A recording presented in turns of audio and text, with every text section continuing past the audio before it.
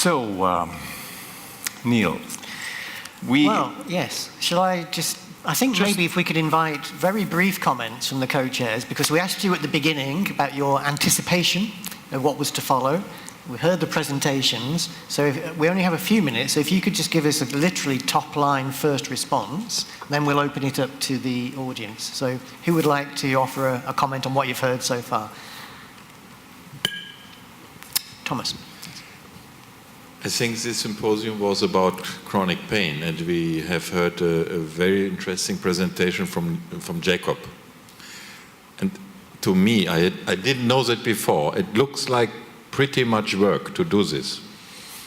And I want to take the chance to thank Rolf Detlef Trede, because he was one of the key persons to initiate this. Otherwise, it wouldn't happen. Thank you very much. Thank you. This is your applause. Thank you. It's really... And was sometimes boring, you said, to deal with those bureaucratic things, but it will pay off, I guess. Any other comments, maybe from your side? I think the best part was when on the sign, the relief of pain should be a human right. I think that's the something you patients. Everybody says that you have a right for treatment and so on, but most of the cases there are some medicine they give you, and if it doesn't work, that's it. There are some rehabilitations, they give you some kind of treatment. If it doesn't work, that's it.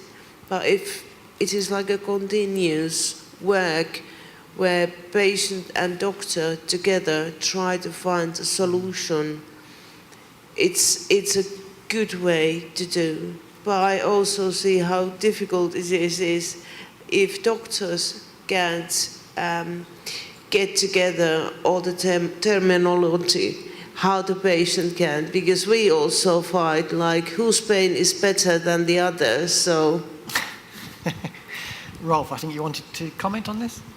Yeah, so this is a very important issue. So number one, you have to recognize something and define what it is, but management of pain should be considered a human right. So as Thomas pointed out, EFIC in 2004 was the first group to mention that.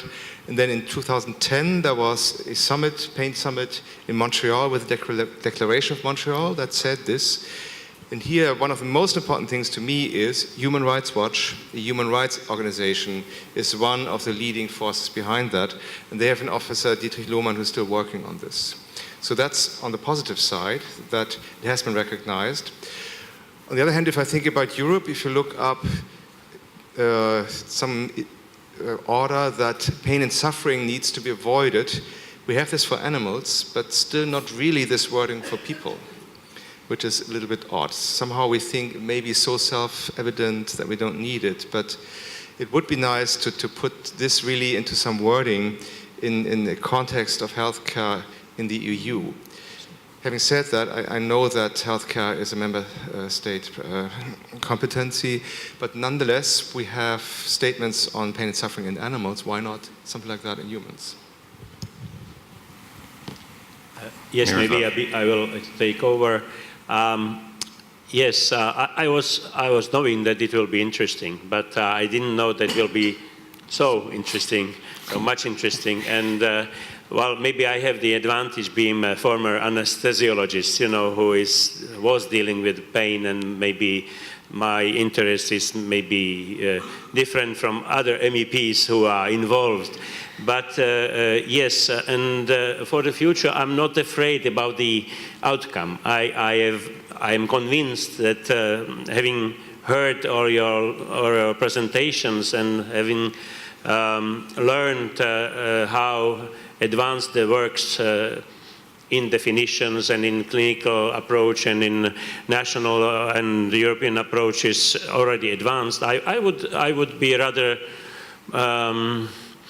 not optimistic, but coming to certain optimism that if we unite forces and we, again, as I said in my previous speech, if we get this to the Commission, then the Commission will understand all these advanced works and the terminology and classification and everything.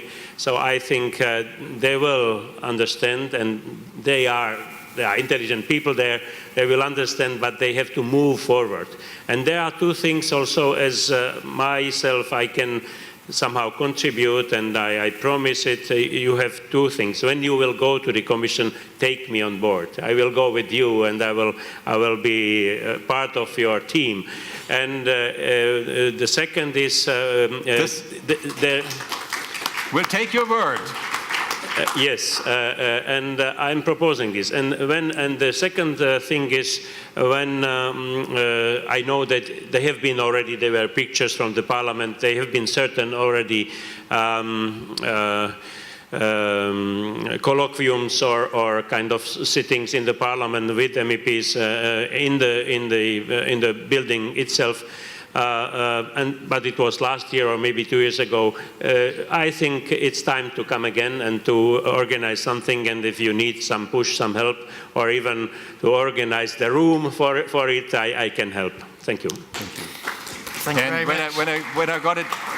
When I got it right, you are not alone. There are some fighters. When I think at Mr. Becker, he's also on your side and on the side of the SIP to push that forward. So, Richard, sure. Just a comment. Sure. I think it was interesting listening to all the different talks. I think the first thing is that if pain and suffering is treated as a human right issue, that goes right to the top of the agenda, like up at the UN. So I think that's fundamentally important that you do that. The ICD-10, ICD-11, I'm still stuck in ICD-10. ICD-11, I think, is a major move forward, and to have that done in 2018, I think that would be excellent and the question of whether this is a disease or symptom or not, for patients, to me, once it's in the ICD-10, there'll be a change of the way people perceive this sort of thing. The next thing is about the Commission, whether we can do something with the Commission. With the drug action, for 2017-2020, there are bits of these things in there, and probably throughout the Commission in health and elsewhere, there are different bits. But to me, pain seems to be like mental health. Mental health was the sort of issue in which no one talked about for a while. And then mental health has come to the forefront, and so much so now there's their own classification list over there. Maybe that should be the next step, to get the ICD with pain and how you want to see it over the next, and then your own international classification of pain. But I think this is wonderful and going in the right direction. Okay. Great. So, you want to add something? Maybe directly. So this was a wonderful presentation by Robert Jakob. So currently what we have done, a task force has created wording that was put into WHO system. But in the future, we can take the opposite direction, that we can create a book, the pain linearization, directly from the ICD-11.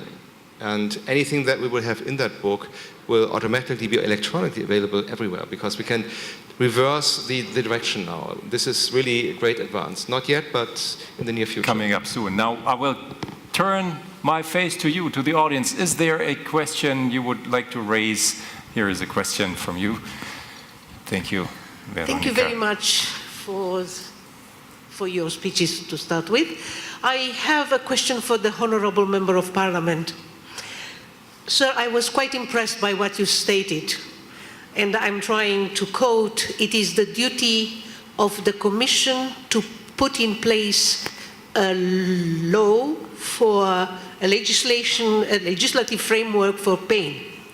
However, in the beginning I was quite impressed. However, having in mind that within the Commission there is not even a committee for health, as far as I remember, we are a subcommittee within the associated with the environment, if I'm not mistaken. How likely is for something like that to be put in place? Because in the absence, and I have to tell you, sir, that just like you, I'm coming from Romania, which is Eastern Europe. And in Eastern Europe, the things are a little bit different. We are looking forward for the Commission to assume some of these responsibilities, to put in place something which will later on be cascaded down to the level of the national governments. So I would like to hear your answer, and thank you very much, sir. Sure. Yes, it's working. Madam, thank you very much for your comment, for your question. With all my respect, I don't think you are right when you say that Commission has not health department. No, it's not true. They have it. What are you mixing a little bit here? That you are mentioning the committee of the Parliament. You are mixing Commission. This is the government, and the Parliament is other thing. So in the Parliament, yes, the committee which deals with healthcare has a longer name, and the name is Environment, Public Health and Food Safety. That's how it is. This committee, by the way, just to inform you, is by far, we have 20 committees in the whole Parliament for tourism, for regional development, for human rights, whatever you can imagine, 20. But this Committee for Health, Environment and Food Safety is by far delivering the bigger kind of amount of work and directives and regulations out of all 20. This is just to inform you that we are working. Yeah. So you're working. Any other questions? There's a question from Europe. Come this way. I am Dr. John Kakia. I am the Commissioner for Mental Health of Malta. I'd like to put in an issue which I've had with the presentations this afternoon, which is we are doing a disservice if we dissociate chronic pain from mental health and the comorbid situations that exist between mental health issues with people with chronic pain and vice versa. And I understand the need to classify, but let us not lose by the wayside the complex interaction between the mental health issues caused by pain and the anguish caused to patients. Because if we treat the physical pain on its own without taking the mental health component, we are missing out. And as I said this morning, it's a right of the patient to be treated in a holistic manner. So while talking about the physical aspects, let us not leave out the mental anguish that chronic pain causes to people. Thomas, would you like to comment?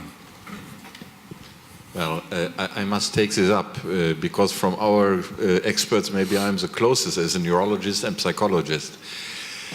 I think it is a big thing for these patients with chronic pain that they have to suffer from, that they are packed into the big sack of mental health and mental health disease. And I'm sure that you didn't mention this.